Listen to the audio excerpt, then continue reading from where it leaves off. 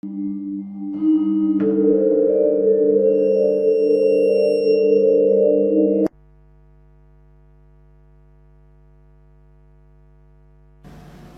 of the family and strangers, and my family used to rape me, make me abort the babies I had. It would be hard to imagine more misery and suffering than what Teresa says she's had to endure. And us kids would be made to do things with the adults and the animals, and then a sacrifice would happen. The sacrifice, were these animal sacrifices? Animals and people. On what scale do you think this was happening? Enormous, far beyond what we've ever heard of here before. Teresa's mother, Bridget. You're talking about mass murder? Yes, on a scale that this country's never heard of before. Like the old people's homes now, I mean, these are...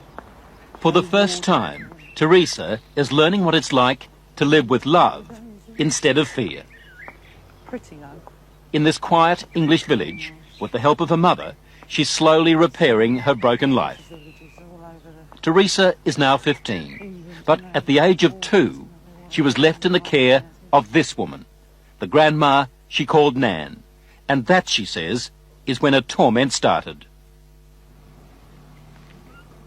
Who was the leader? Who was the boss of the gang, of the cult? At home it was my nan. Your Nan made you have sex with animals? Yeah. Like goats and donkeys. The story of Teresa is a story almost too horrible to recount. A case of child abuse that goes well beyond the kind of things we normally associate with the abuse of children. In 27 years of reporting, it has to be one of the most painful stories I have ever had to tell. How many men or how many people would have sex with you? What, at one time? Yes. About everyone who was there, which must have been about 20. You know, from 10 to 20 people. If it was a big ceremony, it used to be 30. What would your grandma be doing when these men were forcing themselves on you? Usually laughing. Or smiling. Or having sex with another man. Or other men. A chronicle of debauchery and depravity so horrific it's hard to believe. You have to ask yourself, could Teresa be just making it up? No. I know what's true and what's not. No, I know what I saw. Children don't make up elaborate lies that this would have to be if it was a lie, which I know it is not. It isn't. This couldn't be a terrible dream, a nightmare that you're reliving? No. It's no dream. It's a nightmare, but it's not one you can wake up from. It's there all the time. This really happened? You're quite sure of that? Yeah. The police don't think Teresa made up a story. Some of the cult members are to stand trial. 5 men have been charged with rape. As for Nan, the grandmother, she's 61 and lives in this council flat in South London. She's charged on 7 counts of aiding and abetting rape and 2 counts of performing abortions on Teresa. If you're finding this hard to believe, so did I at first. But then there are the medical reports, evidence of sustained sexual abuse. And there's this, a statement prepared for 60 Minutes by Teresa's psychiatrist. It says, "In my opinion, Teresa's account is not the product of a psychotic illness, nor the figment of a fertile imagination. I believe her to be telling the truth." I know what's true and what's not. We also took Teresa's story to this man, therapist Ray Wire. He reads a transcript of our interview and listens to her voice. It's no dream. Few people, if any, in Britain have counselled as many victims of satanic abuse or Satanists themselves as Ray Wire has. If there is an expert on satanic cults, it would have to be him. Do you believe Teresa's story? I believe Teresa's story. It's exactly the same story as I've heard from men who says they've done it. You've dealt with other cases like hers? Yes. 21 cases like hers, he says, in the past 2 years alone. Themes like they were put in boxes with spiders and worms, where they were trapped in fear, where there was a high use of excrement and urine, where there was talk of human sacrifice. Take just one of those rituals, putting children in boxes with spiders and worms. Now, listen to what Teresa told her mother. And they had a coffin-like box that children were put in with spiders and snakes and the lid shut and left in there. I would have come out deranged. I could not have coped with that mentally at all. You have evidence to back up stories like Teresa's, that this is really happening? Well, we have that age of child, 6, 5 and 4, giving information that ties up with Teresa. How do those children know? How do those children able to describe rituals, to talk about ceremonies, to talk about sacrificing animals? How do those children know? Nightmares, imagining it? You can't imagine those things at 3 and 4 years old, and you also don't have the evidence of anal sex abuse and oral sex abuse and all that other abuse that clearly those children have experienced and endured. During these ceremonies, was Satan, the devil, ever referred to? He was called Lucifer.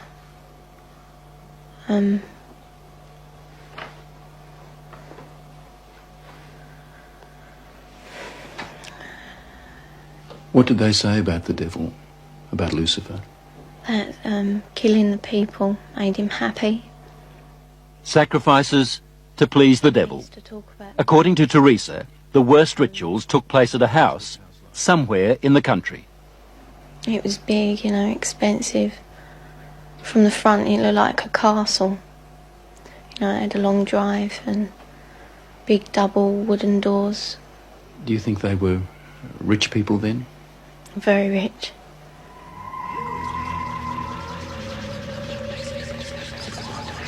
Now, where was this big house somewhere in the country? Teresa says she can't take the police there because the Satanists made sure she'd never know how to find it. Teresa was always drugged, or on a couple of occasions she says she was knocked out, so that she never fully knew the route. There was a tramp who was brought in once, you know, and he was killed. He was cut from his throat down to his stomach, and they ate him, or bits of him. They killed a man at a ceremony? Yeah. In front of you? Yeah, in front of all of us. Did the tramp, did this man fight back? No, I think he was, you know, drunk or something. He seemed really dopey. He was laughing a lot when he was brought in. And he started screaming when they began to cut. But after a while, you know, he died.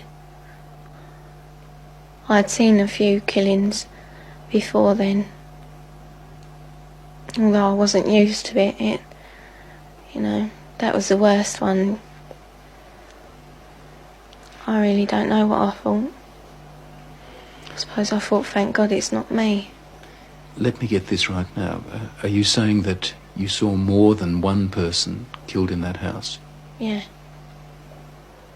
I've seen loads of babies killed there. Just newborn babies. Or aborted ones which were only small. You know, 4-year-olds. any age really. Did they ever say they might kill you? They threatened to kill my little girl, who, when I left, was still at the house. A friend? Huh? What little girl? My little girl, Alex. She's about 4 now. You mean you had a child? Yeah. How old were you when you had that child? 11. Motherhood at the age of 11. I never talked about But it. from what Teresa told her mother, it wasn't the only pregnancy. We think about 7 or 8 times. It's hard to say. It was constantly happening from the time she was capable of being pregnant. What happened to the pregnancies, to the babies? They were aborted by my nan or by one of the doctors at the house. There were doctors there at that house? Yeah, there was 2, I think. Yeah, and a nurse. What would happen to the fetuses, the unborn babies? I used to be taken away most of the time, and one time the baby was taken out of me and then killed in front of me because it was still alive. And then, what would happen? Well, after they killed it, they would eat it. But we were also made to eat it. You were made to eat your own fetus. Yeah. Who made you do this? My nan. You'd think the one person in the world you could leave a little girl with would be Grandma. Someone to give her love and protect her from harm. Yet, when Teresa was left to live with her grandmother, they might as well have handed her to the devil himself. Grandmothers, I mean, the vision it conjures up for you, a sweet old lady with grey hair, rosy cheeks, holding her arms out to love her grandchildren. And it was exactly the reverse. But why was Teresa living with Nan in the first place and not with her mother? Well, when my first marriage broke up, I took the children with me and couldn't cope. So I gave them to their father, who in turn moved to his mother's. And To Nan's place? Yeah.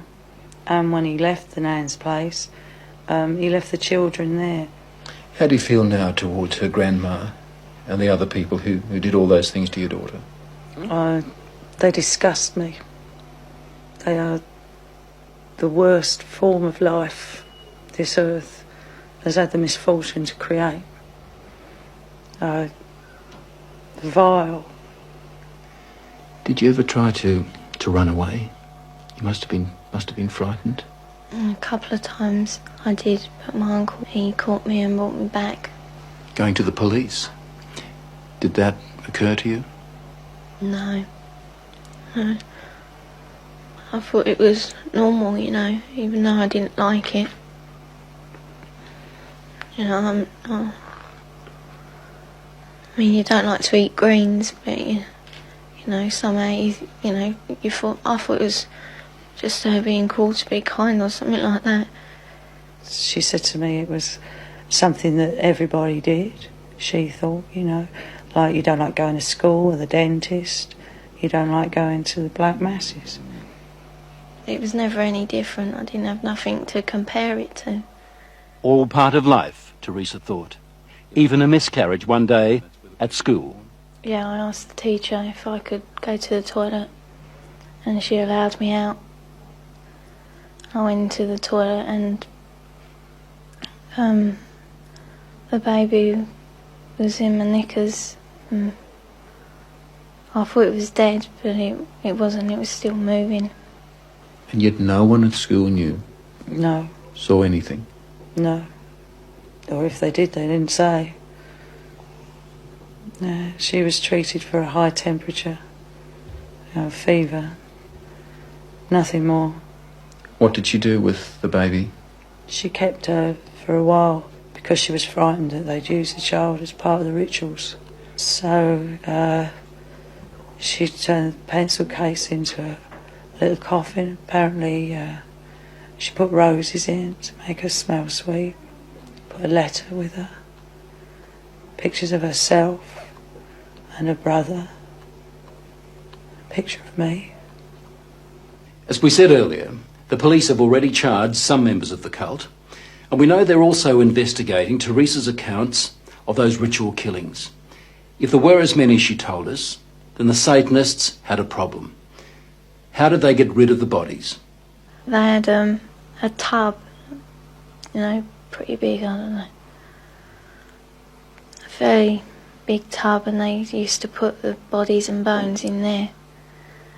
And it used to go like, fizzy and that. And then there was nothing left.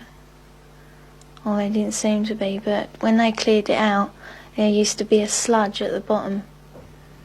Teresa's story, her account, doesn't really surprise you. It doesn't surprise me in the light of satanic abuse, no. Do you get frustrated with people who just won't accept that these things do happen? Yes, because I've worked with murderers in prisons for years. Not that long ago, a boy was found in a forest in southern England without a head. We have no doubts that men can do that. And yet when we start talking about men within Satanism who actually believe in evil and it's the right to express evil, we suddenly have a doubt. As I was leaving Teresa's place, she handed me this note. It's addressed to the film crew. She says, "Thanks for bothering to help kids like me. I hope it helps." On the other side, there's a poem Teresa made up while she was staying at Nan's place. She calls it Nothing Left. Nothing left. I would scream, but there is no voice left. I would cry, but there are no tears left. I'd fight, but there is no strength left. That was just part of our investigation of Satanism in Britain. We're also gathering evidence about the activities of such cults here in Australia.